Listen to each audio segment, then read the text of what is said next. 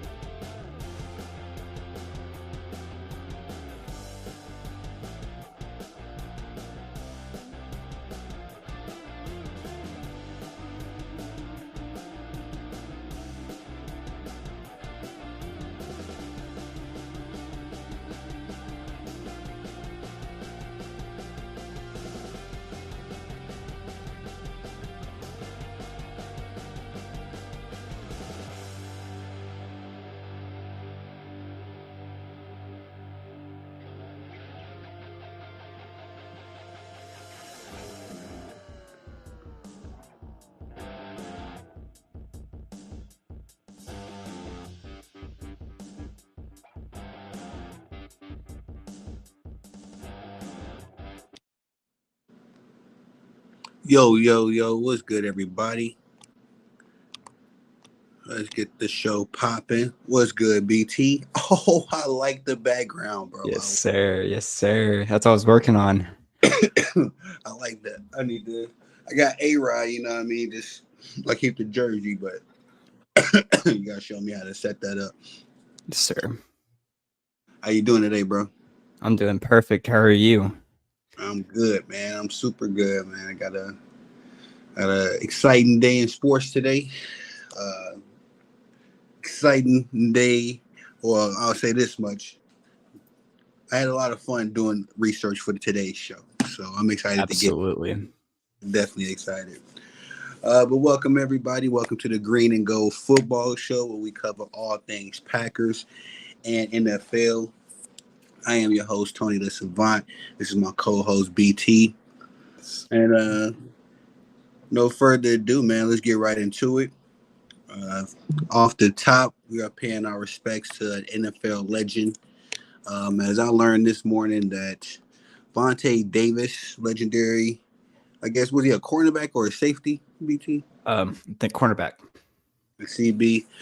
I think it was a two-time Pro Bowl. Um, played with a couple teams, three teams, the Colts. I think you got the Dolphins, and who else did we say, BT? He started off with the Dolphins and proceeded to the Colts and ended with the Bills. And ended in dynamic fashion with the Bills, as he had played a total of one half with the Bills before deciding that he was going to hang up the NFL cleats. If you remember, this is how I remember Mr. Davis. He retired at halftime on the Buffalo Bills. for whatever reason. I can't even recall whatever reason he said, but unfortunately, we learned that this morning he passed away. I didn't get the details as far as the story. BT, did you read into that? There was no reason to put on there. All they said was there was no foul play. Okay, so still though, very young man, 35 years old. That is extremely young. Unfortunately, hate to hear the news, but paying our respects to NFL legend, Mr. Rest in peace to Mr. Vontae Davis, man. But moving right along, we get into Mr. Rashee Rice, standout wide receiver, rookie wide receiver. Actually, after this, he just completed his rookie campaign. Started out as an NFL rookie for the Kansas City Chiefs. Ended his rookie year as an NFL champion. But in recent news has broken that Mr. Rice has gotten himself into some sticky business. What have you heard about this, BT? Oh man, all I know is that he was apparently and allegedly driving that fast Lamborghini he owns, and he got in a wreck on a highway involving 6 cars. Jeez, man, was any casualties? Anybody hurt? I'm seeing no casualties, but there are reports of people being hurt. Jeez, Louise. As there is. Look, I mean, there's some cars that have been piled up. It looks pretty rough for what it is. It looks like there could have been possible casualties, but luckily there was not. There were some photos I posted from TMZ. Is it any possible way you could bring those up, BT? Say it again one more time.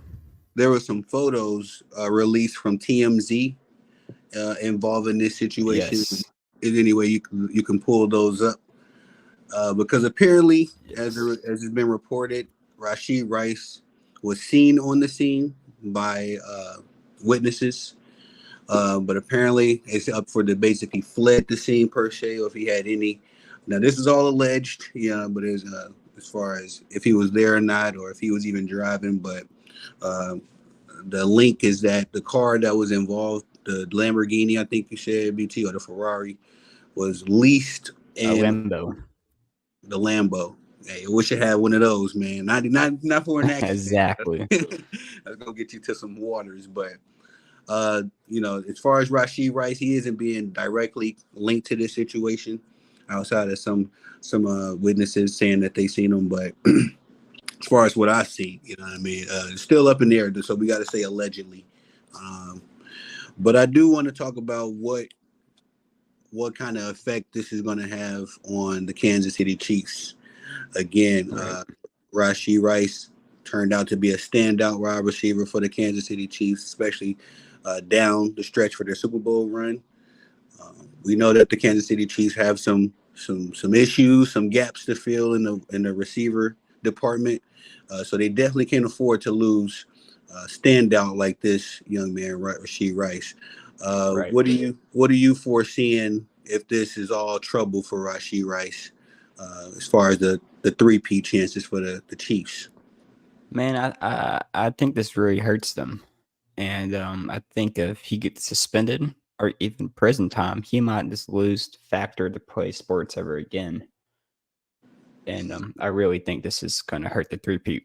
Like I said, I think I said 70% last time we streamed for a 3P chance. I think this is going to bump them down about 10%.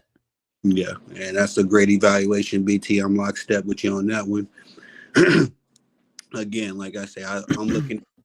Of course, they got Superman himself and Patrick Mahomes, but the Chiefs limped into the playoffs last season, and it took superhuman efforts from Mahomes.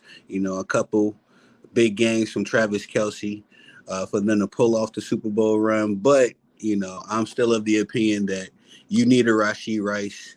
There's not a lot left in the market for as far as receivers go. I'm not even sure. Who do the Chiefs have on their roster for receivers right now, BT? Could you pull that up for us? Yeah, I know we got a couple people. Let me see what I can get real quick. because I don't know if they kept MVS. I know they got MVS from us. Mm-hmm. So, okay.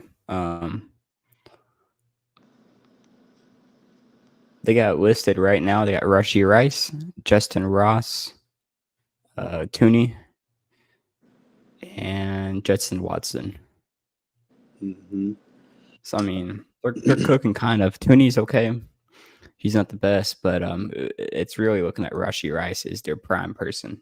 And Yeah, if they lose him, that's gonna hurt. yeah, for sure. I would imagine that whatever the And team and who else? I got the picture of the car crash pulled up. I don't know if you have to accept that or not. I'm not sure how that works. Okay, let me see. His draft comp was Henry Ruggs. Mahomes wishes it was Tony. That's funny. Hey, yeah, hey, this dude, I think it's Kadarius Tony. It hasn't sent me the link. Whatever you were trying to send me, BT. Like I said, it's kind of hard for me to maneuver around, with this stream. Okay.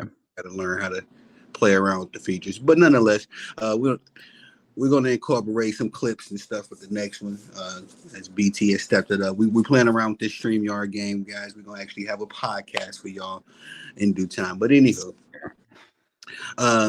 yes, I agree with you. Lockstep 3P chances are definitely slim. Definitely looking at that the wide receiver options. If they don't make a splash, It's slim pickings.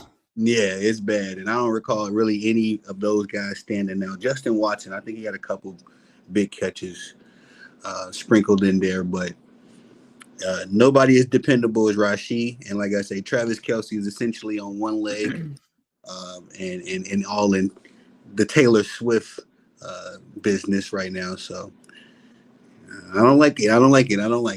But we'll see what happens with that. Another news I wanted to cover, my boy. Now I got a good friend, Mr. Nick Shine. He's a huge New York Jets fan. I've been cheering for I'm not gonna say cheer, BT. I'm gonna say I've been supporting the Jets. As you know, they got our guy, last season. He gave us a nice, almost 20-year run. But then, we had to accept, to part ways or whatnot. But anywho, I've been supporting the Jets. I like what they got going on paper between Sauce Walker, Bryce Hall. They got a squad over there, man. They got especially on the defensive end. But now they'll be adding Hassan Reddick, who was a legendary Philadelphia Eagle for years in. Have you heard about this move, BT? I've heard about somewhat of it. I know that people are questioning it and seeing if it's the best trade yet or not, or if they made a mistake trading him. But I haven't dabbled much farther into it, honestly. Yeah. I know he's a good pass rusher, mm-hmm. but I haven't checked much into that person just yet. Okay. Yeah, Reddick. Now, as far as what I know about him, I hear his name a lot on Sundays during Philadelphia Eagles games. So I've been familiar with him. I'm not an Eagles fan. I don't really pay attention to the Eagles outside of maybe Jalen Hurts and a few select others, their receiving core. But apparently Hassan Reddick is a real deal. I did my research on him, looked at a couple of his highlight tapes. He's definitely an elite pass rusher. But he is 29 years old, and at this point in most NFL careers, guys get a little injury prone or they lose a step athletically and productively. But he is going on to a team with 3 all-pro linebackers, nice defensive line as well, and then one of the best cornerback cores as well in the league. So with all of this on paper, and of course, a Super Bowl quarterback in Aaron Rodgers with all his experience and wisdom. What's your percentages on the Jets winning the Super Bowl next season, BT? Man, healthy Rodgers and healthy line on that. I think they have a chance to at least enter the playoffs And I really think they're going to miss the wild card and go straight to the playoffs. I'm Mhm. not predicting, first round or first pick type thing, but I think they're going to make it pretty close to it. They might lose before the Super Bowl, but I really think they're going to get pretty far. I know Rodgers is about to hit 40 years old. Yeah. I know he's old, but I think they have a huge chance getting past the playoffs. Yeah. They might get beat. I do recall you saying on the last episode that you did have the Jets as one of your sleepers to upset Absolutely. the Chiefs three-peat. So it's definitely consistent with that. But yeah, man, as much as I'm excited, if I'm a New York Jets fan, I'm excited. I like what they have going on paper. And Hassan Reddick, that pickup for me is huge. So yeah, man, I think they're definitely closer to a Super Bowl than say, man, I would say the Jets on paper right now are closer to a Super Bowl than the Chiefs are after the recent news of Rashee Rice, unfortunately. But on to other news. And hold on, let me put the banner in there. This is something that you brought up to my attention, BT, and I'm excited that you did because I was not aware of this. But there's been news of some tweaking in Brock Purdy's contract, apparently. Yeah. Is there any way you can give us the news on that one? Yes, let me pull it up right now. Because once you give us the news, the report that on, I want to chime in on some. I think this is very interesting for 49ers Nation. And man, it's a big deal. It's not nothing small. I know since he's done all this stuff, so he made last year. It was his additional payout was $739,000 through the program to boost his salary, and now they're going to nearly double it to $1.6 million just for this is like his extras. This is not his contract. This is not his his base pay. This is just like his, I don't know what you call it, that commission type thing. And that's crazy for him to be doubling to $1.6 million. I think what they call it, incentives. Incentive, yeah. He may have had that in his contract, especially coming in as Mr. Irrelevant. A lot of guys are under a lot of these new contracts. I definitely say are under some kind of incentive lace, kind of base kind of contract. Mm-hmm. But so what do you see this as far as financially for the 49ers and them being strapped for cash? It's going to turn them to penny pinchers. They're not going to be able to pick up anybody. They're not going to be able to add anyone. There's no wiggle room now. So if they have a receiver that says, well, man, I think I deserve more, they're not going to be able to even support that. They're going to have to either make cuts or find wiggle room in it and decrease pays and make sure people are okay with being pay decreased. Because I sure would not be okay with a pay decrease. Yeah.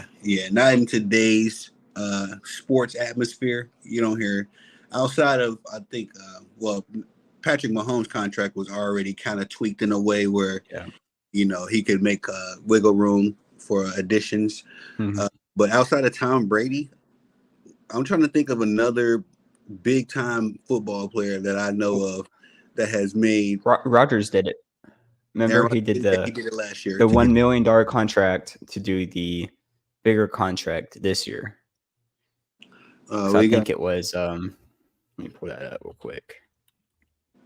We got any dark horse. Yeah, we got a question. Dark horse for MVP predictions. That's a good one. While you're looking up that, BT, I would say for MVP, just to jump in, I don't think Lamar Jackson deserved it last season. So, dark horse, I would like to throw one out there, but the NFL is, man, my MVP last season was Christian McCaffrey, just because he was the one consistent presence on a football team where I remember Christian McCaffrey sitting out one game, and it was a game that the 49ers lost, and they looked like they just was lost, man. Whoever that backup number 23 for the 49ers was, Elijah Mitchell, I think his name is. He was trash. So I would have said Christian McCaffrey last season and maybe Lamar Jackson being my dark horse last year, but the NFL betrayed me. So dark horse, if we just gonna play fantasy football for a second, I'm gonna throw Josh Allen in there, man. I think no. I'm gonna throw BT's favorite guy out there, Joe Burrow. I think it'll be Joe Burrow's year. He might be able to pull the Phantom MVP and Super Bowl MVP. I agree. But I think the bigger dark horse is, I have a small prediction. I don't know how crazy this sounds, but Anthony Richardson, I think he is slept on. And I think Anthony Richardson will be MVP of 2024 if everything works out right. I can see that. I can see Anthony Richardson because Anthony Richardson went out with injuries last year. When he was playing, he was right there. Him and not Bryce Young, CJ Stroud. They was like having Nick tit for tats, standout performances in the beginning. I'm not going to say he was on CJ's level as far as CJ was able to maintain it and actually have a good playoff performance as well. I low-key got Kirk Cousins. Loaded system, great line, always accurate, very efficient. My thing with Kirk Cousins is that he's had this before. When he first got to Minnesota, they was loaded. And he was fairly moderate. I wouldn't say over the top successful. They had some playoff runs, but Kirk Cousins for me is under a Super Bowl or bust contract. You're getting paid that much money, and a lot of it's guaranteed. Yeah, no sir. What were you looking up again, BT? That Rodgers thing. So they gave him a base pay of a $3.1 million, but then the rule was if he does that, so they could save money. His sign-on bonus was $35 million. Shit. Yeah. So, I mean, it's going to be the same amount they would have paid him over the years, but I guess he was trying to get maybe some receivers in there, and some other people to counteract that, Yeah. I know he made concessions so they could pick up McCole Hardman. And so that was the whole reason that the Jets sent McCole back to the Chiefs, because they're like, look, he was a part of Aaron Rodgers' contract exclusively. But that doesn't even sound like Rodgers to give up $35 million. Well, I think Aaron Rodgers knows that if he doesn't get another Super Bowl, then he's going to be lumped in with the average guys, not in the sense of that he was average, but it's so many guys that got the one Super Bowl ponies, so I mean, he's already in the Hall of Fame. Yeah, he's already, and he's established. Definitely, I would agree. He's on a legacy run more so because when Aaron Rodgers was with us, man, he was trying to get paid. He was money well cringy there. Ooh, man, and we needed them dollars for some defensive players there, because Aaron Rodgers was putting up offenses, but our defense would give up the game-winning drive every time. 49ers. Every time.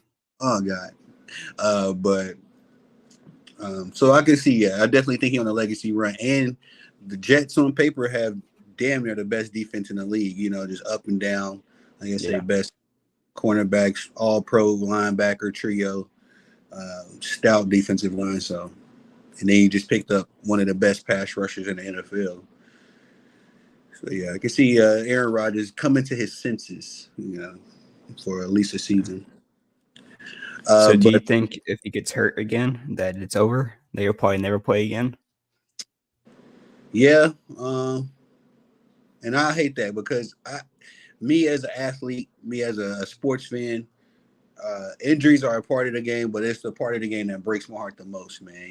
So, just to see, like, Kansas City went on their run last season, but would they have if the Jets was in the mix, because the Jets without Aaron Rodgers in the beginning of the season was still balling. So if they was able to keep Aaron Rodgers to rescue them a couple of those games that they, those close games, that Zach Wilson coughed up, they may have been, but it's all barbershop talk at that point. If he gets injured again, yeah, man, at 40 years old, you might as well hang it up, just accept it, because what you going to do at 41 all of a sudden? Yeah. Be healthy and make a Super Bowl run? I doubt it. They put him at the oldest quarterback right now. So I mean, you got to look all these new players. Everyone is 20, 25, and they're done by 26. You know, these people are getting it. They're retiring young and cashing out basically. Yeah. Yeah. Somebody just recently retired, Aaron Donald, Aaron Donald. 33 years old. And, like I did what I had to do, got me a ring. I'm a legend forever. Respectfully, that you ain't got to go. You don't have to play for 12 years, 15 years, and then leave with a CTE problem, So Exactly. Then Jason Kels, he retired at 36. yeah, Jason Kelsey, still young, and he got a life after Healthy. football. I like that. I respect. I mean, he played for 13 years. But like I said, I think with Aaron Rodgers, it's more so a case of him not wanting to be lumped in with, like I say, the one. Trying to think, like Drew Brees, as good as Drew Brees was, just one Super Bowl is an underperforming career for the kind of legend he was. I don't think Aaron Rodgers want to be lumped in with Drew Brees. He want to be lumped in with Tom Brady. And, absolutely, he wants to be the greatest. Yeah, you got to respect that much. Yeah. But we gonna see, man. Like, as much as I like the Jets, it's a lot of moving pieces. I want to move on to the next subject, if you don't mind, BT. Absolutely. At least he's not going to end up like Rivers. Yeah, man. And Phillip Rivers, for a long time, was one of my favorite quarterbacks in the league. I've always loved, like, that gunslinger, kind of mentality that he brought to the game. But, yeah, I mean, you play that long and you don't at least pull off 2 Super Bowls, people are going to forget you. You'll be lumped in with a bunch of other guys. Sorry, B. Let's get into this. Cowboys and Ezekiel Elliott, man. Have you gotten any updates on that one, BT? I've not, man. They have keeping that thing quiet. I don't know if they're just locked in a room thinking about it or what, but I know it's rumored that they want to pick that back up. But the comments on it are, man, people were saying you have to be beyond stupid to pick them up. And I don't think people want Ezekiel Elliott on the Cowboys. Well, I like to keep my ears to the streets. Like I made my bones in the comment section, so I'm always in these Facebook groups amongst the communities. The Cowboys Nation is one of those communities that I'm very enshrouded with, and what I'm picking up, in the streets, BT. I'm not sure what they saying online or what the lame stream is saying, but Cowboys, the Dallas Cowboys fans want Ezekiel Elliott back. Now, my thing is it more so because Ezekiel Elliott he's actually going to give you a chance to win a Super Bowl, or is it because you all fumbled the ball on Derrick Henry and Saquon and everything else in free agency this year? So, it's like I'll take my ex-girlfriend back because no other woman wants me. Exactly. Just picking up where I know. Yeah. Old booty call kind of situation. Respectfully, I don't know. I don't know. Better than Vaughn, to be honest, and he's not a 3-down back. Yeah. That's the thing. Cowboys have nothing else to offer in the running back department outside of maybe a possible Ezekiel Elliott pickup, much like the Chiefs are with the receivers. You go through the Cowboys running backs, you're just going to be underwhelmed AF. And the bad things, though, they have nothing they can give up. So they can't trade, They can't give up anything. They can't. There's no movement there. I mean, they don't have any collateral they could give up. So they're in a rest spot right now until the draft. I did. I'm not sure if you've seen this, VT, but I did read a report that and this was about a week ago, so it's not any new news. But Dak Prescott and Jerry Jones were able to sit down and restructure enough of his contract to it opened up $5 million, I believe, on the books, $5 or $6 million. Of course, they'll have to fork that up on the back end of his contract, but as right now there is $5 million on the books, which is what they're talking about offering Ezekiel Elliott, as that's about his market value right now.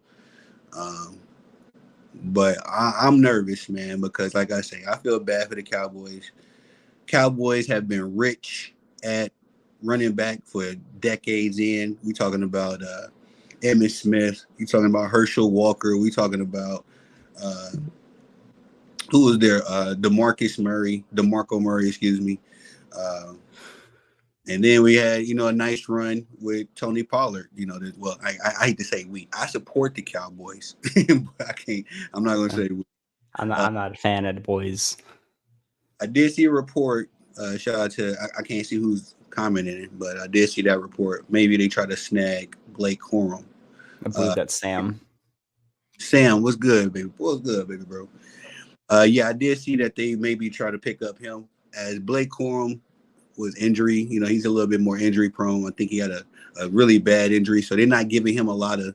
They're saying that if he gets drafted to an NFL team, he's not going to have a long NFL career because of the injuries he suffered in college. So, what do you think about that move, BT? I like I said, I don't keep up with the Cowboys. It's like one of those teams like Green Bay plays. I'm like, oh, I know we won already. It just has to happen. But I think it would work out.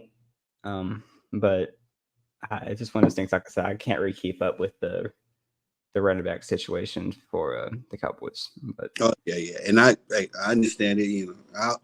I wouldn't pay attention to the Cowboys if I didn't live in Texas and didn't have to talk to so many. Especially, I don't know where my keys are, but I got a Green Bay Packers lanyard. So sometimes accidentally, when I'm taking off my hoodie for work, they'll see that Green Bay Packers lanyard, like, oh, exactly. I love it when I go to places and like, well, what's your team then? I'm like, the Packers. Like, man, I'm like, yeah, that's right. And with the Cowboys, it's like it's like your little brothers. Like we beat up on them so much, you don't want to continuously just knock them down. But yeah, once they find out you're a Packers fan, the situation gets super funny. It changes. My boy Sam, my bad, bro. I forgot I could highlight the comments. Oh, that's sweet. Yeah, I forgot. I'm looking at it like I know I can do this somehow. Like I said, we still fiddling around with the settings in BT. Once we end this show, man, we're gonna tweak up some stuff for the next stuff. But Sam says, shit, I think that's what they're trying to say about Chubb when he was coming out of Georgia. Didn't Sony Michael get picked before him that year? He's retired now. Yeah, so Sam, I'm gonna be honest, man. I never put 100% faith in scouting reports. I never put 100% because they don't. You can measure somebody's stats, but you can't measure somebody's work ethic, their heart. So I agree with you on that. People definitely did project Sony Michael to be top, a better prospect than Nick Chubb was, and Nick Chubb has turned out to be the franchise player for the Cleveland Browns. Nobody had Nick Chubb pegged as that. So respectfully, Blake Corum could turn out to be something, but on paper, we know what the Cowboys are. They are the daily entertainment in the NFL. So Blake Corum, Ezekiel Elliott, hell, if they would have got Derrick Henry, they would have still lost in the first round or second round of the playoffs, and we would have been the ones more than likely to put them out of it. Can I get an amen, BT?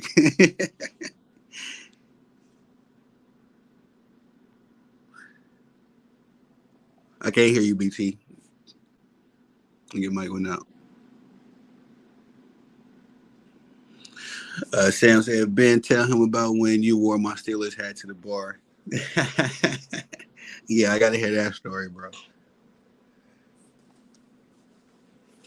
I got to find. Oh, here we go. Let's find these other phones. Pull up my notes. As we wait for the Sir BT to get the technical issues. Sam, going into your Steelers, man, I hope that you could chime in a lot more on this one. Hold on, let me put the topic up, man, because this is something that we touched on in episode 1, but I think that we should deep dive a little bit more into it this episode.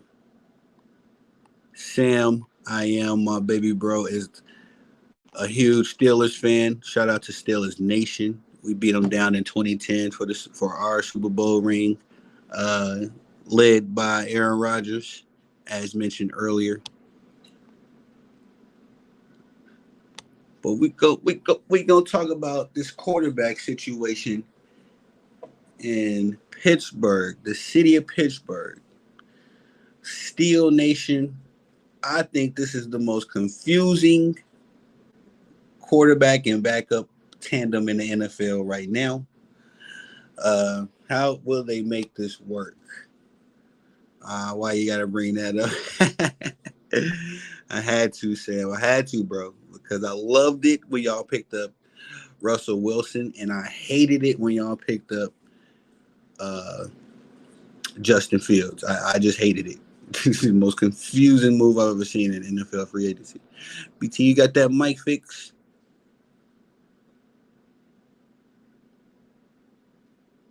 What's gonna happen?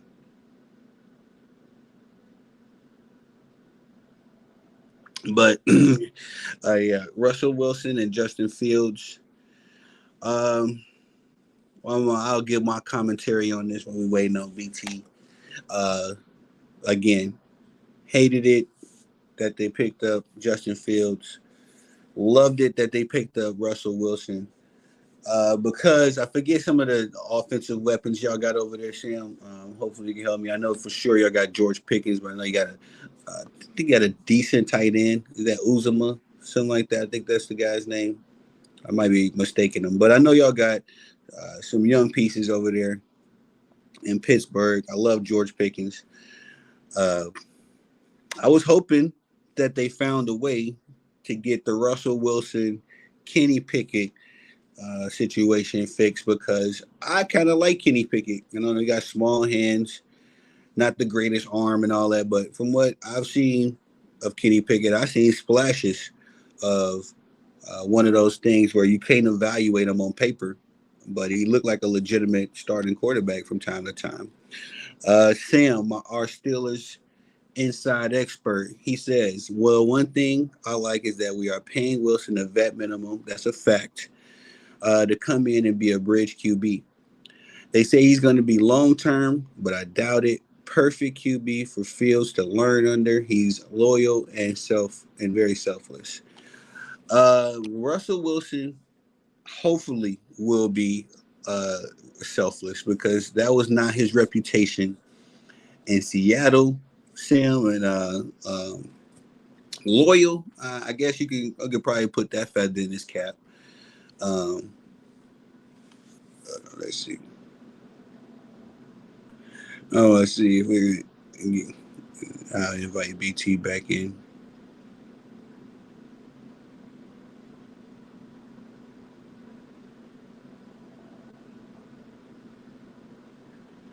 Okay.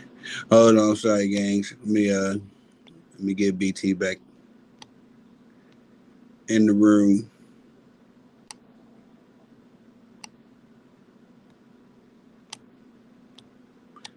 As we were having some technical difficulties there. Okay, sorry about that, Sam. It says they say he's going to be long term. Yes, I agree. I think that he was the perfect bridge quarterback, especially more so for Kenny Pickett, man. I can't say enough that I wish that the Pittsburgh Steelers found a way to maintain Kenny Pickett services while also picking up Russell Wilson. My only fear with Justin Fields, I know that he was in a horrible situation in Chicago as a Chicago win. And growing up, all right, let's see if we get BT back on the. You able to fix it?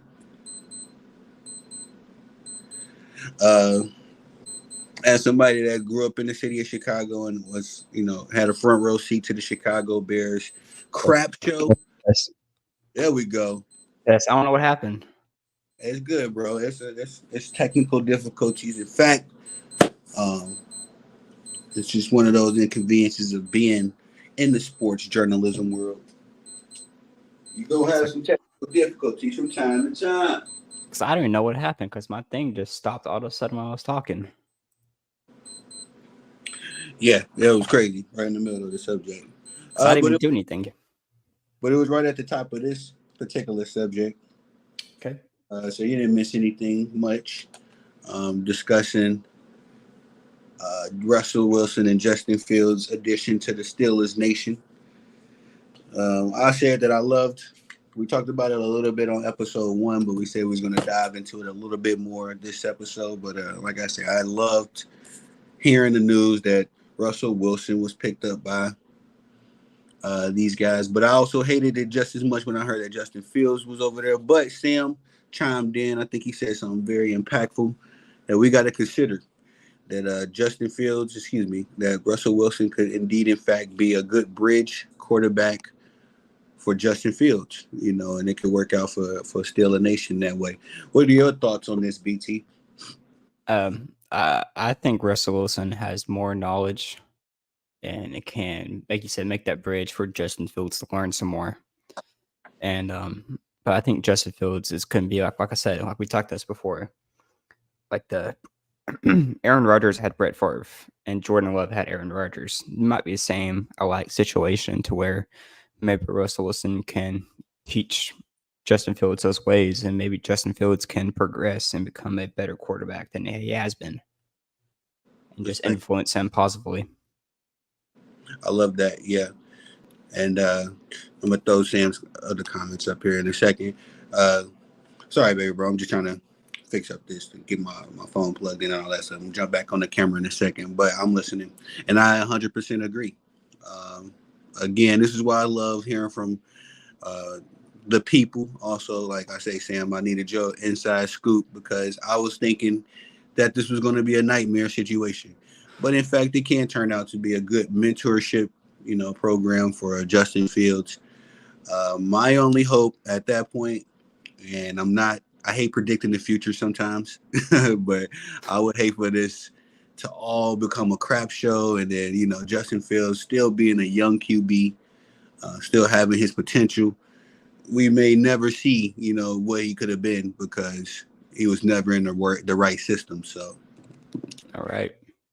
I think this is going to either be the greatest thing ever for Justin Fields in Steeler Nation, or this is going to be something that we look at going in 15 years like 30 for 30, the worst NFL all season ever in Pittsburgh Steelers history. But our inside man in Steeler Nation says, as for Fields, I get it because he was high on our draft boards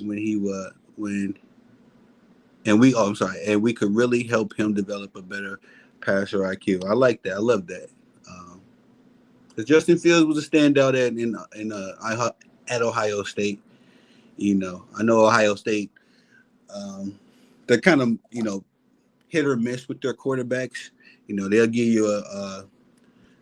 you a C.J. Stroud, but then they also give you, I can't remember that kid that they had as a quarterback. But then he came into the league and he was like a receiver. Terrence Pryor. No, it was like something Pryor. Sam would know. You remember that kid I'm talking about, Sam? He was a quarterback at Ohio State. He gets drafted, and then he I think he had a couple reps at quarterback, but essentially just ended up becoming a wide receiver. Terrell Pryor. Sam, my boy, the encyclopedia. Yes, sir. That's exactly who I was looking at. Terrell Pryor. So that's what I'm saying. I hope this doesn't turn out to be that kind of situation for Justin Fields. Hold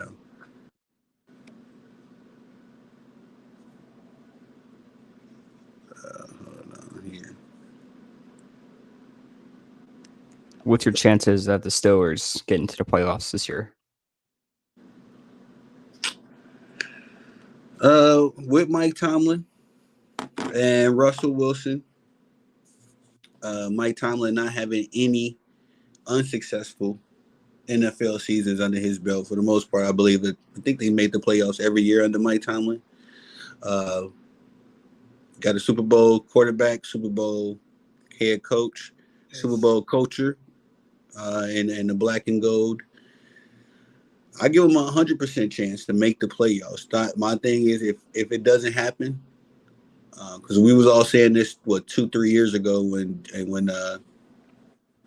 Russell Wilson went to Denver. So if it doesn't happen, it's either 100% or 0% BT. That's what Yeah. how about you? I'm gonna give it a good number. Like you said, they've usually made the playoffs every year, but I'm gonna hit it with they're gonna go past the wild card. They're not gonna hit the wild card, and I'm gonna give it a 70% chance they make it past the first round playoffs. Okay, 70% chance past the first. Uh, what would you have them as far as seeding goes at that point? Then high seed, looking at 6 seed, Six, 3, six. I was just about to say six. 6 run. I would give them if everything's clicking. Honestly, I could see the Steelers creeping in at a 3 seed. Yeah. Just given the fact that the AFC is always kind of the AFC is kind of like the class, I guess you could say, of the NFL. But you're talking about the Bills could limp in. You're talking about the Chiefs were the Super Bowl champions. They limped in this past season. So, But not to mention that the Green Bay 7th seed beat the first seed AFC. Hey, What do you call Chiefs? that's what we do, man. You know, we're the most historic franchise in the NFL. We are the New York Yankees of the NFL. Okay, we are the Lakers of the NFL. So, of course, we would be the first seed, the lowest seed ever, to beat the highest seed ever in NFL history. Of course, we will hold that. Shout out to you, BT. Shout out to you bringing up those beautiful Packers facts. But yeah, again, like I love BT. I mean, I'm sorry, I love Sam's team. But yeah, this is going to end up being the greatest thing ever or the worst thing ever. You want to read that comment? Absolutely. We tried to keep Pickett, but right when we heard we signed Russell, he demanded a trade and canceled a receiver workout he had that day. Russell even texted him telling him let's work, but he wasn't messing with it. And like I said, that's some sour apple type thing. And I felt bad that's even a thing. Yeah. Like, why would you abandon your team just because you're salty? Like, take the chance, step back, and learn something, then progress from it next year because he'll be gone next year. Just progress from it. Yeah, true. I think, Kenny Pickett came into a situation where Mason Rudolph was the guy, and then he had to kind of battle it out with Mitch Trubisky, which I think would be insulting, to one who would think that they were an elite quarterback. So Kenny Pickett got the starting job, and I think that may have went to his head in the sense of, hey, I'm the guy here. Whatever moves you all make, Steelers Nation. I think he much rather them go try to pick up freaking Derrick Henry than Russell Wilson, because in his head he was the guy. But and I agree with you.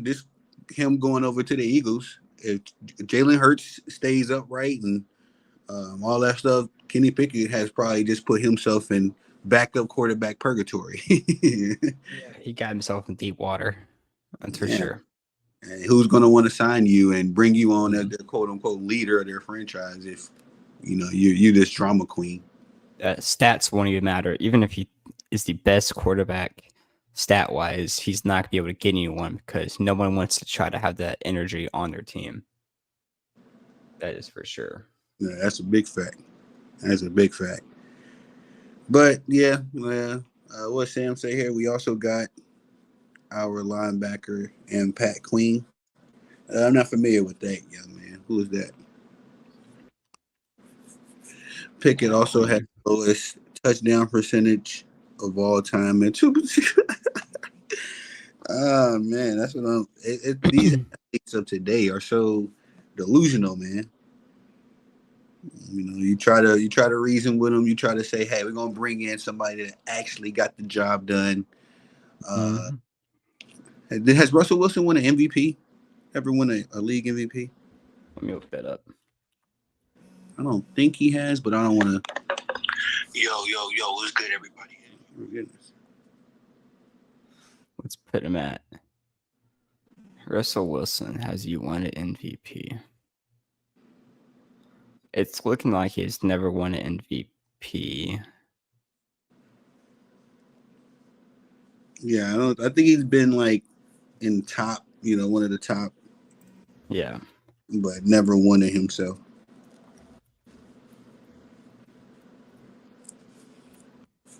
But yeah, nonetheless, Yep. let's move on to the next topic, if we will, because I think that you had some very good. Well, before we jump into that, just a quick touch on this particular topic, because I wanted to segue into this when we were talking about Brock Purdy's contract, Brandon Ayuk's contract. I think he's under contract for this season, but he'll be an unrestricted free agent, which means he'll have the NFL will be his proverbial candy store, and I'm sure every team in the NFL will want to bring in a Brandon Ayuk. Uh, but considering that they just gave Brock Purdy money that they don't have, and they didn't give, they gave Brock Purdy a bag of chips compared to the NFL check they're giving out these days. And it also, I forgot to say as well, a report that they let go of Arik Armstead, Mm. due to the same situation. They couldn't come to a fair number that he felt, he deserved. So, And honestly, I'm gonna add to this. These receivers and these quarterbacks getting these huge number contracts, I think it's ruining the NFL only because you're looking at these smaller players who are coming in, like to me and you, $6 million to play a couple football games. We'd been like, well, hell yeah. But like they're wanting like 50 million, 30 million, 40 million, big numbers. And I think that's what's hurting these teams, and they're not being able to afford the people that are really mattering and the big quarterbacks and stuff like that. yeah. And I think it's hurting the other people for sure. Yeah, no, it is. And this is why you see, even now, Patrick Mahomes making upwards of dang near $52 million a Yeah. season, but doesn't have anybody to throw the ball to, because as beautiful as Patrick Mahomes' legacy is, and his all these runs to the AFC Championship and Super Bowl, blah blah blah. Patrick Mahomes can't catch his own passes. So like, why don't you fork over about 20 million? And I get it, dudes want to get their money, set up their legacies, set up whatever. But I've always been under the conception, BT, and I don't know if you would agree. If you ain't won a Super Bowl, you don't get the big contracts. I'm sorry, Dak Prescott. The hell, like, why is Dak getting 60 million a year? I don't care if we entered the comic book world and had multi universes. There's no universe where Dak Prescott deserves $60 million. Exactly. So we got a Patrick Mahomes at a $63 million guaranteed signing, and his top paid receiver is getting 4 million, 3 million, and 2.4 million. Yeah. So the big dog's getting 63 million, and the receiver who's throwing to is only getting 3 million of it. Ain't got nothing but breadcrumbs left. So exactly. Which is crazy, man. Unfortunately, though, like I say, it's just one of those situations where this is the inflation of media. Yeah. This is the inflation of advertisement. All these people got this money to throw around, and it's also because it's the inflation of casual fans. Because casual fans will not take up the mantle of, listen, we only gonna pay the big. I understand you're a big name. You got all this stuff like the Antonio Brown. No, Antonio Brown won the Super Bowl. I'm sorry, Sam, but Steeler Nation Antonio Brown was overpaid, and skill wise not overrated, but production wise overrated. I'm sorry, bro. Like, Jerry Rice was putting up them same numbers, but also winning Super Bowls. Antonio Brown had a Super Bowl quarterback, his entire NFL career, and was not able to get the job done. So these guys, that's all trouble, but want all the money as well. But you ain't bringing me home no hardware. No, sir. No, we're not giving you this. No. That's how I'm sitting at the table, bro. You know what I mean? And don't allow it. But I agree with you, lockstep in that as well. BT, these guys are overpaid. And you know what? I just want to give a little story. You know when I realized that guys were extremely, disgustingly overpaid? Colin Kaepernick, when he signed his big contract with the 49ers, bro. I don't know if you remember, ESPN had a whole freaking segment on it. They gave this bum like he was like the cover of ESPN for an entire day. I remember being at work. I was working at Posados, and the whole day I'm looking at, I'm going. Half the reason I'm at work is to watch the TV. So I was just like, why is Colin Kaepernick getting all this press? Like he's trash. I always thought Colin Kaepernick was trash. You know what I mean? But yeah, man. I'm sorry. I don't mean to. What'd you say? No, you're good. My bad. But as I'm looking up the Colin Kaepernick type of thing, just to get some update on him, right next to it, it says Caleb Williams will be compared to Colin Kaepernick. Like, why is that even an article? Because it's gonna grab some clicks. Casuals love Kaepernick, and they also, I'm noticing casuals are falling in love with Caleb Williams because, I don't know why the casuals fall in love with dudes. Man, they're saying it because his outfit he was wearing at that basketball game. They're trying to say he's trying to make a statement, kind of like Colin Kaepernick was doing. Yeah, that's trash. Me. That's sad. Yeah, as a real guy that watch real sports, I give a dang what these dudes are wearing. And I'm like, come on, bro. Caleb Williams. Throw the ball. Huh? I'm sorry. I said, just throw the ball. Yeah. That's all we ask. Yeah. I don't care about all other stuff. Let's see. Sam said, I liked what he said, chiming in on that AB commentary. I think I'm going to disagree with you on that. AB was top 3 in MVP one year, and he got on the Madden cover. I mean, watching him play, he always made a great play. Yes. That's what I'm saying, though. Sam. When you at that level, when you have that level of talent that AB had, you got to bring home the chip, bro. I'm sorry. You got to find a way. San Antonio Holmes did. He was still his man. San Antonio Holmes with y'all. Hines Ward found a way. You know what I mean? Plexico Burris found a way. These are all elite Steeler Nation receivers who, had to put their ego to the side and do what they had to do. AB was always for himself. And that's why him and Ben Roethlisberger was always at odds, because Ben Roethlisberger was already a diva. You didn't need two divas in one room. So, and then you had Le'Veon Bell, with his diva. So it's like poor Mike Tomlin. You know what I mean? So, but Wentz was mad overpaid too. Agreed. Was that me and you, BT? We was talking about Kenny Pickett possibly going over to the Eagles and doing the same thing. We talked about that. Yeah.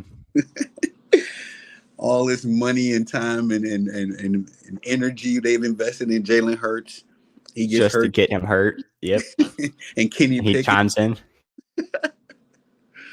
Bro, that would be Philadelphia Eagles. You know what I mean? That's how it goes over there for them. I can see it happening very easily.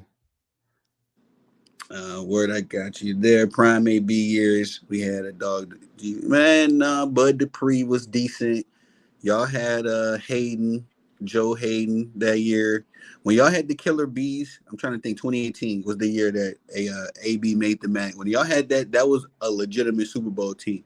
And I believe y'all lost to like the week. I think y'all lost to like the Patriots or something. Like, Tom Brady on one of his last legs was able to kick the Killer Bees. Le'Veon Bell, Big Ben, AB, and Martavius Bryant. That team was one of my favorite teams all time, bro, on paper. No DBs. Yeah, y'all was a little skinny on the DBs, but still had enough to get it done. Because I remember number 23, y'all's cornerbacks, he was elite. Not elite, but decent. I just can't remember his name. It may have been Joe Hayden. Before Hayden, our corner one was Artie Burns. Yeah, Artie Burns. I remember him too. But yeah, man. Caleb Williams, what's your projection Hayden, yeah. That's coming back to me. That was one of my favorite teams, man. That particular iteration of the Steelers. Hold on, let me put the But banner up. BT Caleb Williams projections. Let's put it up. So, because I'm gonna chop this up. I'm gonna chop all of this stuff up as its own episodes, and we're gonna post it like that too. Take the whole show, and I usually like to do that. All right, Caleb Williams projections. Now, there's a lot of stuff going on with this guy. A lot of news surrounding this kid. Good, bad, ugly. Apparently, he's mm-hmm. polished. I'm like, what? I can't keep up with this stuff, man. But anyway, Caleb Williams is projected to be the number one pick to go to Chicago Bears. I've been hearing different reports from different people as far as he could possibly drop to number two, or the Bears are trying to, put together a trade package to offer to the Washington Commanders and or the New England Patriots as they have the number three pick. But what's your sports opinion of Caleb Williams, BT? He's definitely gonna be the number one pick, if not the number two. I'm hoping. We talked about it earlier. I said I could see him falling down pretty low, but nothing crazy. Because as the first 5 picks are needing quarterbacks, but I could see him either going to the Commanders or to the Chicago Bears. That's 100%. People say he's got some red flags, but I think he's got some talent despite his nail polish and his pink phone case.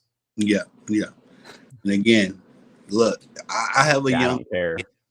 I have some younger audience, some guys that some of the high schools and all that kind of stuff. Some of the younger guys that I play with, shout out to them, sub to the channel. So I understand this is whatever they're into with the nail polish and all that stuff. It might be a different time, BT. When we was kids, we had our ways, our crazy ways about us.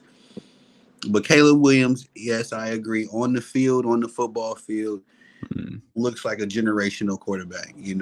Absolutely. Not only what he was able to do at USC, what he was able to do at Oklahoma was very impressive.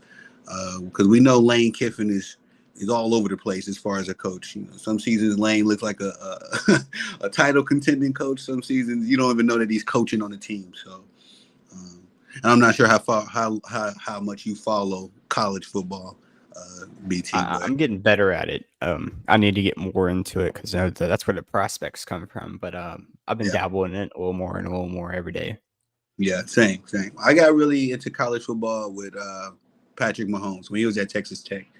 I kind of followed him, Mitch Trubisky, Deshaun Watson, that whole little class of them when they was first coming into the league. That's when I first started watching college football. So now I'm a little familiar with some of the programs, some of the teams, some of the coaches. But at the same time, Caleb Williams was very impressive. He entered the portal, and then he went over to UFC and was able to continue on his outstanding performances. Was a Heisman contender even at USC. He actually won a Heisman. Did he win? Can you look up when he actually won the Heisman, BT? I think it was 2021 or 2022. And can you see what team he was playing with at that time? Because he had a phenomenal season with Oklahoma and a standout season. It looks like it was 2022, and it was for the USC. Okay, yeah, good, yeah. So he had his breakout year where he really started putting his name on the national map, like 2021, and yeah. But yeah, man, as far as now, have you heard the report that I think his dad and him were telling the NFL execs they want ownership in the team? I know, crazy. Right? No. Real talk, BT. Pull that article up real quick. We got to dive into that because I have not confirmed. I've talked with like 10 people about this situation. I have not confirmed if it was a rumor or not. Nor have I really done any research myself because I thought it was comical. But Goons was good, Brody. Salute.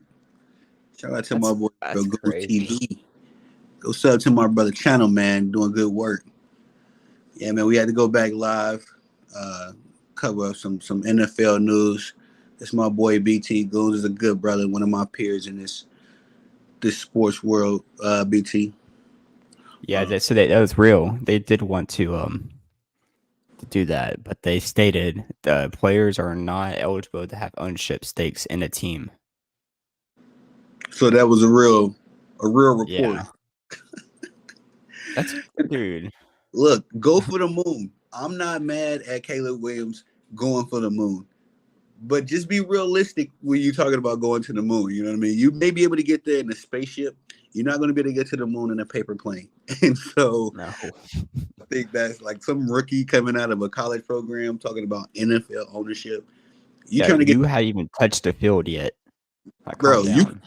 you could Aaron Rodgers your first season. You know, the New York Jets, Aaron Rodgers, you could be injured within the first 36 seconds, 35 seconds of your career. You know? So, And the sad thing is, though, if that would happen at a rookie state first play of the game, you would be gone. I don't think you would ever even get picked up again. yeah, Aaron Rodgers got 20 strong years and multiple MVPs. So that's the only reason why we shooting him bail and giving him another chance. Caleb Williams, we would go get Kenny Pickett the next day and get rid of you, bro. And another thing I want to add for the Caleb Williams things before we change that subject, people keep stating this that he's one of the best playing out of the pocket and scrambling situations. I don't think he's going to be able to do that on an NFL defense. I think he's going to get swallowed up every single time until you figure something out. Yeah. I think that works. We discussed that. I think that works for some guys and doesn't work for others. As we've seen, multiple quote unquote scrambling quarterbacks. Deshaun Watson, Justin Russell Fields is one for sure. Well, I mean, the point I was going to make is that a lot of these quote unquote scrambling running backs, they stopped scrambling because it wasn't working for them. They got tired of taking hits. Go see Robert Griffin III. You know what I mean? All them freaking hits he took and injuries he suffered because he never. Yeah. Facts. Pause. Facts. But no. On a real note, it's as far as that scrambling and running around stuff. Russell Wilson used to do that a lot in early parts of his career, but you got to learn how to be a quarterback. You know, you get paid to throw the ball. So if Caleb Williams, I think college also kind of does those guys a disservice because half the dudes that's playing in college are going off to be accountants, and they got majors and all other kind of stuff. They just happen to play football because they were really good at it in high school and got offers, a lot of them. But when you get to the NFL level and everybody's getting the big bucks, it's a different game. And at the end of the day, Reggie Bush was the most phenomenal running back I ever seen in my life until he got to the NFL, and he took that big hit from that one Philadelphia linebacker. I think it was Javon Curse. Whew. A different day. Set him back a couple days. Yeah, Sam. Hey, that's a good fact, man. That's a very interesting fact. Sam Darnold used to be low key. Yeah, he used to be, and Sam Darnold ain't turned out to be nothing in the NFL. So he ain't even talking about scrambling. He's not even. I mean, that's kind of like what I was talking about. Caleb Williams. He could just be a big bust and make no movement at all for the Chicago Bears. Yeah. Unfortunately, that's the price you pay as the number one draft pick, though. All this media hype and all this pressure. If it does not work out, then we'll be, jumping on Caleb Williams as if he was the one doing all of this gloating. But, I mean, he is trying to try to be the owner of the Bears already. Yeah, which is cap. We're going to call him out on that. Caleb Williams, you cap, bro. Like, again. You already know who owns the Bears. Give me a season, bro. Give me a season. Maybe if your rookie year, you throw for 10,000 yards, you scramble for 25 touchdowns, you throw for another 75. Then, hey, you can have ownership in the Packers because we're owned by the fans anyway. So exactly. you could definitely come join our crew. But when you talking about the New England Patriots, Robert Kraft, even the Bears, I think it's the Comiskey family or the Hallis family, whichever one. Something weird like that, yeah. Yeah, they're owned by one family. So my ninja, unless you married in, I don't think you get. But anywho, yeah, Caleb Williams, cute kid, man. No pun. No. All right, BT. Let's get on into some. Well, is there any? Because I remember we was having our pregame talk. You were discussing some draft picks. There's anything you want to jump into as far as that goes? Yeah, hang on. I can pull it up. Yeah, hold on. Let me put your banner up because I'm gonna let you get your bars off. BT's draft picks, and I'm gonna cut this segment up. Put this on the YouTube short so we can get another 1,000 views. You know how it goes. Exactly. Easy work.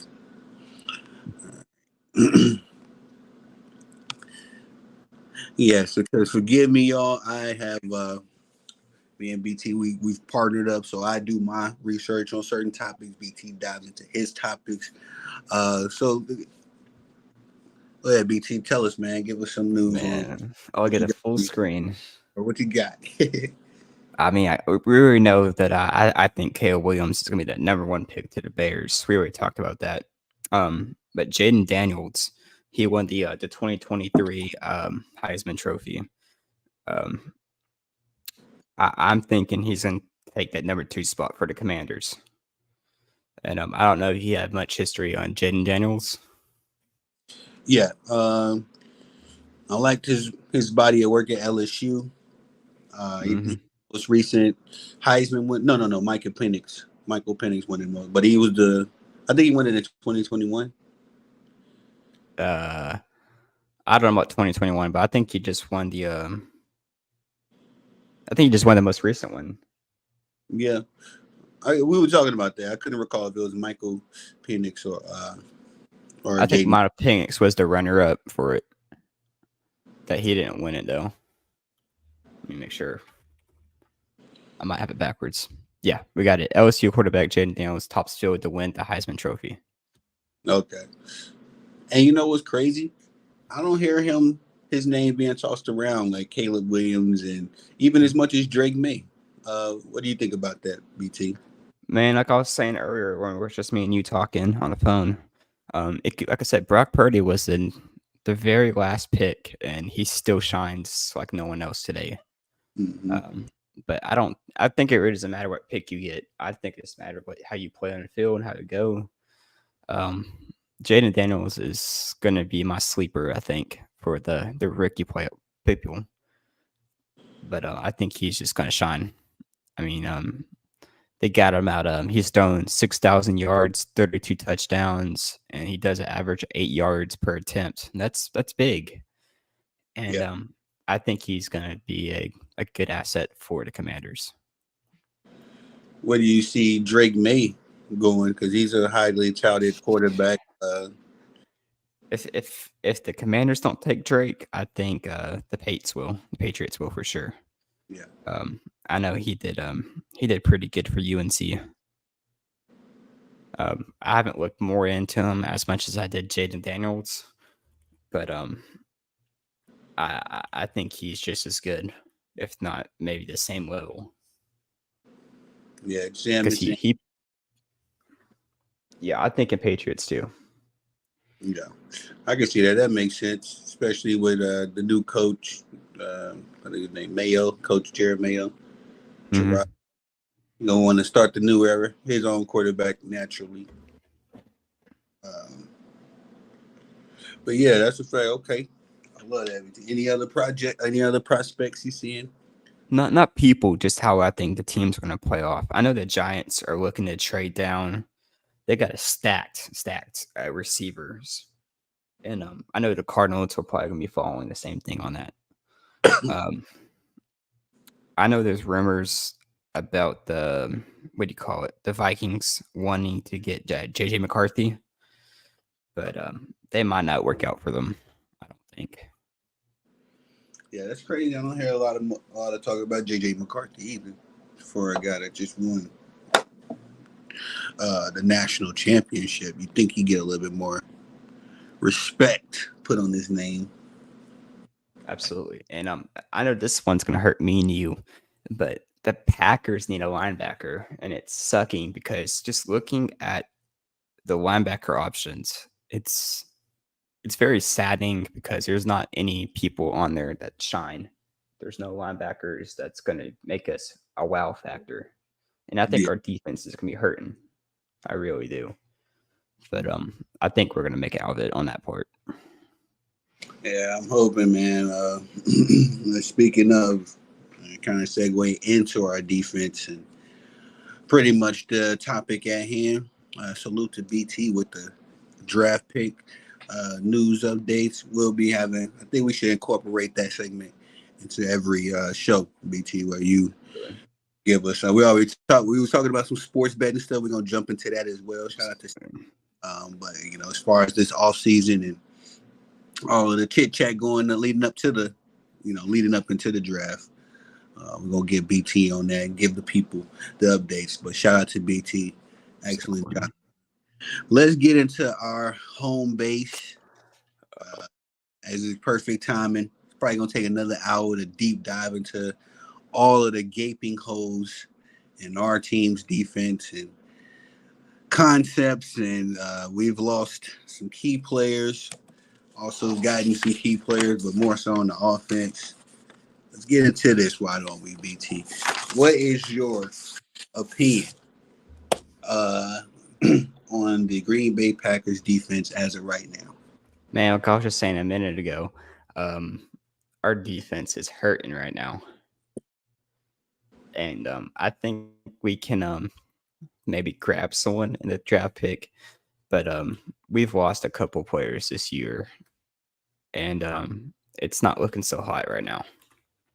I don't know what your take on it is, but what you got? Sorry, I'm getting a little water. You good? You good? So I think that Joe Barry's departure, termination, was long overdue. I was able to do my research and do a little bit more research into the nitty gritties of what's going on with the Green Packers defense. As BT was looking at our draft projections and some of the top guys in the draft this season. And what I was able to find with the Green Bay Packers defense was heartbreaking, man. In every major statistical category, outside of, with the exception of pass defense and scoring defense, we were somewhere in a nightmarish ranking. I'm talking 28th in rushing defense, BT. I'm talking 25th in red down,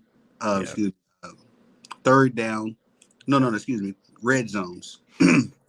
25th in red zone defense. 14th in points per game allowed. Considering that the league's best was 15 points from the Baltimore Ravens, which is close to just a 2-score game. Allowing 3 touchdowns easily every game. Just take it to the bank. You played against the Green Bay Packers, put 3 touchdowns on the board. So, which was crazy because anytime I was doing, just to segue off the point, anytime I seen one of my fantasy football guys going against our defense, I plugged and played, baby. I'm like, yeah, you go eat today. But just to continue on the nightmare, right, the roller coaster that I had to go on, Green Bay Nation, we got to go down this list together because the fact that Joe Barry was allowed to be our defensive coordinator for 3 seasons, we should have got rid of this guy within 3 games. Okay, Absolutely. It's how bad it was. And at the end of this, I'm gonna jump a little commentary on that particular thing, but just put a pin in it. 17th. That's right, guys. We were tied 17th with the Tennessee Titans in total defense. That means night in and night out, we were the 17th best defense. We was right there with the Tennessee Titans, who I've never heard anybody speak about in an elite fashion. 17th in total yards per game, 28th in rush yards per game, BT, we were allowing 128 yards per game, baby bro. 128 Big. points, to be exact. But I'm a round down because I'm Packers Nation and I'm trying to shoot us a little. I'm trying to break this all the way down. But Absolutely. if you had a running back playing Green Bay, he was surefire going to get 100 points. I mean, get you 10 points because that's 100 yards. 16th in sacks with 45, which ain't too bad because I know 16th sounds like a scary number, but the Ravens were number one. They also set a franchise record this season. They had 60, so we was only 15 away from the league best, which is pretty productive. 45 ain't 25, which was the league's worst. 31st in interceptions, which is second from last. We only had 7 interceptions. 23 in pass defended and pass in pass deflections, and 13th. I'm sorry, my chicken scratch is at the bottom of the pound. It don't matter. We've already been through the Hunted House, all right. So, like I said, Green Bay's defense was very bad. Now, like I said earlier, Joe Barry was at a disadvantage because I think it was more of a personnel issue, as we had a lot of just bad guys on our defense as well as young guys. Bakhtiari was still young on the come up. Devondre Campbell, who's also on the table for some contract talks right now. They were still young, but now they started to have their breakout seasons. Unfortunately, we lost Bakhtiari. But again, for us, we just brought in Jeff Hafley, our new defensive coordinator. He's relatively unknown in the NFL circles. He's coming from Boston College. Boston College, I forgot wherever, the little division or whatever they in. They were a 2-time champion. So with Jeff Hafley as their defensive coordinator. We all know college is a totally different game from the NFL, but as far as what Jeff Hafley has to do, is all more so schematics and schemes. I'm just worried about how we draft because again, if it wasn't all on Joe Burry, then we gotta say that it's on personnel. Our guys aren't good enough, So, what I would like to know as far as your introspect, BT, and me giving you a ride through the Hunted House.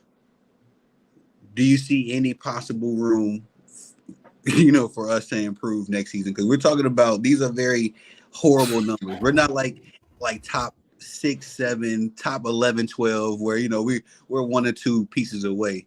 We need an entire defense. Yeah. With coordinator too. I know we just lost our Jonathan Owens. We just lost our Savage. We just lost our Tegera. We just lost our Josh Neiman. But we look at those things and get scared. Oh, we lost them, whatever. Okay, we have I can't pronounce his name ever. Keyshawn, is it Keyshawn Nixon? Keyshawn Nixon. I want to say that's his name. He's our returner and a cornerback. Okay. He's good. He's a all pro, He started 13 games as he did last season. He only had 1 interception and defended 6 passes and had 80 tackles as of 2023. But the Packers stated his 2024 outlook to be interesting. They gave him an $18 million deal, and they're expecting him to shine. I mean, $20 million for a cornerback, that's pretty big. Yeah. And I think they got a lot of faith in him, and he's big, and they're excited to see what he does on that. But I know, we still have Corey Valentine, and he's pretty good too. I don't know if you watched much of him, but he was one of my people I followed a lot, and he did good. He had 43 tackles and defended 7 passes and had 1 interception as well. But he only started 6 of his 14 games. And but he's fearless, the Packers also stated. And and he's good on coveraging on people. I could see him being a good pass runner with him and protecting the ball, and maybe get even more interceptions, just one interception. So, other than that, I mean, like I said, slim pickings, Yeah. and I think they're going to shine, and I hope they do. Maybe it might be just down to our cornerbacks and our safeties, and maybe our line will just suffer. But hopefully we can get some good coverage. I don't know if you saw, we went from a 3-4 coverage to a 4-3. Yeah. So I think that's what's going to help us have that 4 down and 3 in. Yeah, I made some notes on that. As far as running the 4-3, we're going to need a better linebacker tandem. Again, what was it? Devondre Campbell. He's on the table for contract talks. It actually does not look good, as far as that goes, but he's one of our standouts at that position. There's not much else to talk about from that point. So running the 4-3, we're going to have whatever Jeff Halfley has up his sleeve, work for us and work fast, and whoever he plugs in, because, again, we just lost a lot of good pieces on a bad defense. So what do? You draft kids and expect for them to, play up to an NFL level for year 1, year 2? I'm really sketchy on that, because we're looking at Jordan Love and in our offense, they're probably walking into year 3 of their development. We got year 3 results last year, as far as going a little further than we projected and also beating a number 1 seed. But at the same time, we're talking about, we know our team ain't Super Bowl ready. We would have won a Super Bowl yesterday. Would have been a free shocker, even to everybody in Packer Nation. Like, we won. So, exactly. So definitely our offense is on one schedule. My fear is that the defense, like I say, is so nothing to work with right now, that when Jordan Love gets into, year 5, year 6, are we missing out on Super Bowls because our defense, like we've seen all throughout Aaron Rodgers' era, our defense, and Aaron Rodgers had his, he coughed up some games, some big games, and, kind of melted down sometimes too. But our defense, a lot of times when Aaron Rodgers was clicking and was actually doing what he was supposed to do, our defense would give up the last game-winning drive, and it would just, excuse me for ranting, BT. It just breaks my heart when I think about our defense. That's why I wanted our first official show about Packers to be about our defense, so I can get all of my complaining out of the way. So. No, man, I think it's good we get this out there and we talk about it. Like I said, our defense is going to hurt, and you're talking about drafting younger players and kids. That might be the good idea to do it, just because we start young, maybe our first 2-3 years are rough, and like I said, by year 4, year 5, we have a stacked legendary team of everyone the same age. Yeah. And the only worry we have is maybe year 8, year 10, they all leave at the same time. But I want to ask you, what's your opinion of one of the guys on our defense that I really, really, absolutely like is Jaire Alexander? He's still on us, right? Yes, absolutely. What is your sports opinion of Mr. Alexander? Man, I think he's cold. If you play Madden 24, they have him listed as a superstar. Yeah. And yeah, I mean, I think he's cold, and he's one of those neck to neck type of people. If you try to run, I think he can catch up to you, and he will snag that ball from you. And I know. Go ahead. I'm sorry. Go ahead. No, as far as his injury history, I know he suffered an injury last season. I don't know if he was available for us towards the end there. I do know he missed some time. But as far as when he was on the field, yeah, one of the best. And I like his attitude, like his he talks trash and he backs it up, kind of stuff. Definitely a highlight for our defense, to say the least. But I was trying to see. Can you see real quick, BT? Can you look up as far as Jair Alexander's? Just Google if his injury history. Because I Yeah, don't. he got Um, injured week 9 as a shoulder injury against the Los Angeles Rams. right. Okay. Yeah, I remember. Yeah, it was a big game. I remember watching that game. And did he come? Did he return last season, or did he? Was he? I want to say it was he played the comeback game against the 49ers. Okay. Yeah, he came back that game. Yeah, I know he had a big game against the Niners, and he played. Did he get injured any other times throughout the season? I want to say there's an ankle injury. Make sure that was relevant to this year. That's the one I was thinking of. I remember he had a lower extremity injury. I just couldn't remember. Yeah, it was.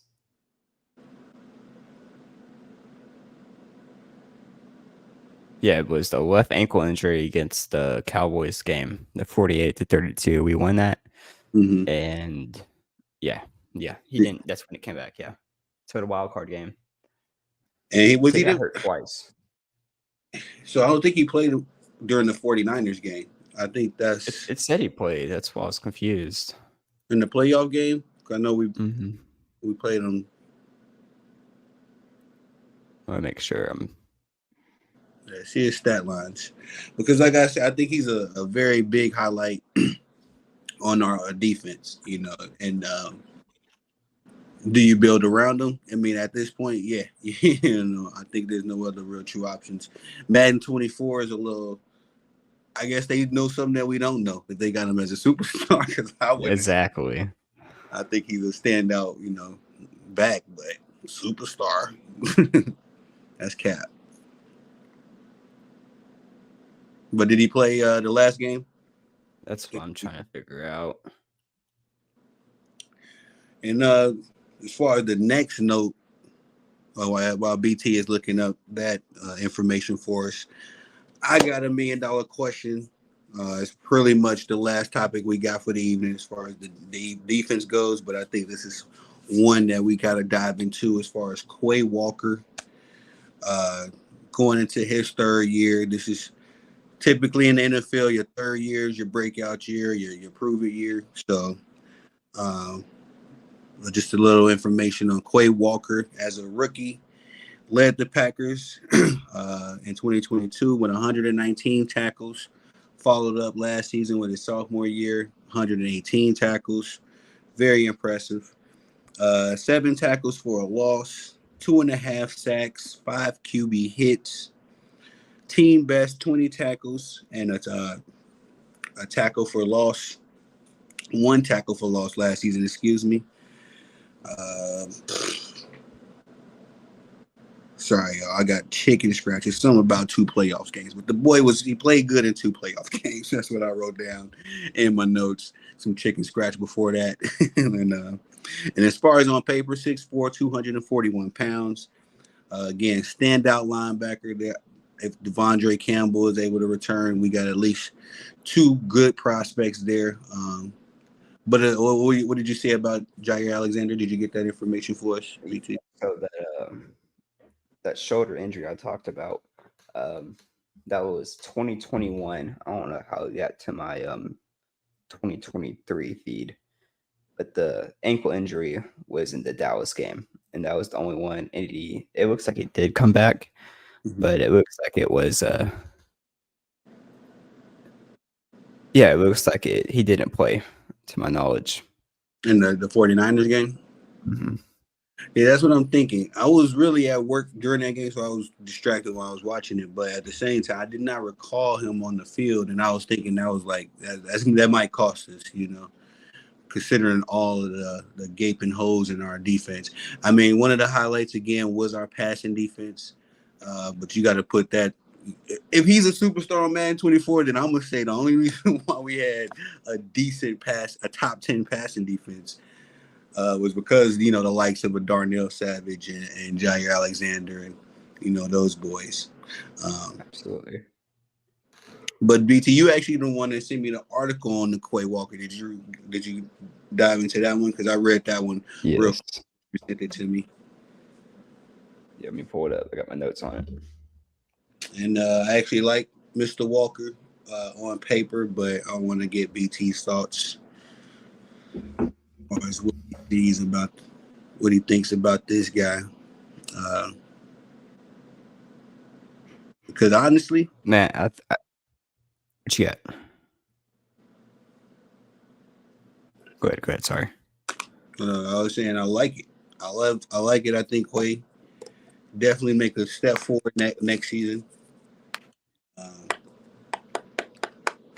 But like I said, when you have a good player on a bad team, and this is something that's like really prevalent in the NBA, it's so easy to cheer for that bad player, but you're so disappointed because you got a bad team. You know what I mean? Like, oh yay, my favorite player scored 50, but we lost. So it's like that's kind of like where I'm at with the Jair Alexander situation and Quay. But anyway, go ahead. What you were saying, me too.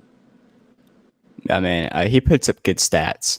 I believe that he is ranked. I want to say it was. I pulled it up. Here it is. Yeah, he's ranked 84th for solo tackles at 59 tackles for the 2023 season, Mm-hmm. and he was ranking about 3 tackles per game, but for a season, which is pretty decent for what he was doing. He even got an interception, which is kind of big for a linebacker. Yeah. Um, but but he was getting pretty good, man. He like I said, he got into 2 playoff games, and he was doing. He got 7 tackles per loss, and like I said, like I don't really watch him that much. I saw the article and I thought it'd be worth talking. Um, but he gave us good stats, and I think he's one of our best hopes for our defense going into the. Like I said, next season we're gonna be hurting, but I think he's going to be a key opponent for our defense, and think that's going to be one of our biggest threats Yeah, I for agree. other teams. 1000% agree. Year 3 across the board in the NFL is typically, a prove it year. Um, a lot of guys have breakout seasons their third year because the game starts clicking, starts slowing down. I would assume for a lot of these guys, Quay has been, for a young prodigy. I ain't gonna say prodigy. I've been saying prodigy a lot lately. I got to stop putting that title on everybody. Prospect is the correct Quay right now. Like I say, I like what I see on paper, but I'm gonna need a little bit more from him. Definitely, I believe on paper he can take the step, a step forward. But again, it goes to the total defense, man. If Quay Walker is the best damn linebacker in the league next season, and we have a 31st ranked defense, I'm gonna be pissed. I'm gonna be pissed. Absolutely, but like I was saying though, I just think he's a very versatile player. He can play a lot of Yeah, schemes you want him to play. yeah, yeah. 6'4" too. I know Jeff Halfley. He hasn't said much, as far as the personnel on the team. But Jeff Halfley did comment on. No, I believe it was Jeff. It was either Jeff or Coach LaFleur. One of them. One of them made a comment, as far as praising Quay, and as far as his physique allows for a lot of versatility. The real concern though is how will he fit in the 4-3? Of course, in the 4-3 scheme, you need athletic linebackers. You need dudes that can play inside, outside, switch it up. And also cover the middle of the field, for the Travis Kelce's of the world, which we didn't even cover the Greenlaw, man, the Dre Greenlaw. But you know what we're gonna do, BT. We'll open up tomorrow's show with that particular. That I think that's like one of those things. That's barbershop talk anyway. I don't want to poo on the Chiefs. absolutely, At the end of the day, what if Greenlaw would have stayed? exactly. So we'll open up tomorrow's show with that particular segment. But Yeah, as far as what we got is in this kid, Quay Walker. Hey, thank you, Sam. Thank you for pulling up, bro. I definitely appreciate it. Uh, we're gonna try to keep it consistent. We're gonna definitely link up with Sam, get him up here on the panel, man. We're gonna talk some more Steelers. As the Steelers are another one of those teams that I support. I like the Steelers. I've always liked the black and gold. And as far as when I was growing up, BT, I don't know if I ever told you this, but like my dad had like this Steelers. I'm not gonna. My dad was always a Bears fan, but I know he had like Mhm. something like a jacket or something, bro. And I just remember the Steelers logo as a little kid, always seeing it. And that was like my first, video game team. I would play with, them on the video on Madden when I first started playing. Didn't know who I was playing with. I just chose the Steelers. So I do got a support and a respect for the Steelers nation. So we're gonna get Sam up here to talk some of that, as well as some basketball in the near future. But thanks for pulling up, Sam, for real, buddy. Um, but yeah, I'm sorry, BT. Last closing remarks as far as year three, Quay Walker. As far as schemes go, do you think that we can successfully run a 4-3 when traditionally, I don't know, have the Packers traditionally just been a 3-4 team? I gotta look into that. We've been running a 3-4 team since before Rodgers, to my knowledge. So Okay. it's going to be a big switch up going to the 4-3 to 3-4. I know too as well. For the last decade, we've been Trinidad on defense. So maybe it's time to get out of the 3-4 and try something new. Um, I was reading a report on that when I was looking into Jeff Hafley and the defensive coordinator stuff. They said legitimately the last 10 years the Packers have been bottom 20. At best, last season was our best because I forgot to mention this too between I was getting my evaluation. Uh, week 1 to week 14, we were bottom of the barrel of the defense. Ranked 31. Yeah. But from week 15 to week 18, during that, the magical when we needed to win every game was a playoff game, our defense started clicking. Um, and so those 3 weeks for me, 3 to 4 games, and even the game including the Dallas Cowboys. So that's a 5-week stretch where we were the top 4 defense in the league, statistically anyway.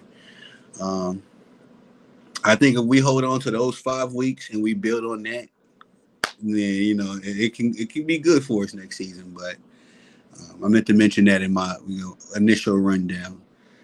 But any closing remarks for you, BT, as far as Packer Nation goes, your thoughts or concerns? Nah, man, I'm excited for episode 3. Yes, Get yes, the sir. people in here. Get people in here and get us listen to rant about Greenwall. Yes, bro. We'll definitely start earlier tomorrow. We're gonna get on schedule. Again, I'm stepping my professionalism up. That's my 2024 goal. So this is the business, and so we're gonna make sure that we do our homework. Make sure that we always delivering the news and information like no other channel is or can. Because where else are you gonna get a BT with the headphones and the Tony the Savant? It's only Packer Nation exclusive. So, but yeah, I definitely was excited. I'm excited for episode 3. Episode 2, we still got 3 people in here. Gotta be Packers fans, bro. Y'all gotta be Packers fans. But anywho, that's it for episode 3, the Green and Gold Football Show. I am your boy Tony the Savant. This is BT. Thank y'all for joining us tonight. And we'll see y'all tomorrow evening at 11 p.m. for episode 3, covering more NFL news and, of course, more Packer Nation updates and the headlines. Y'all have a good to great day. Good night. Peace.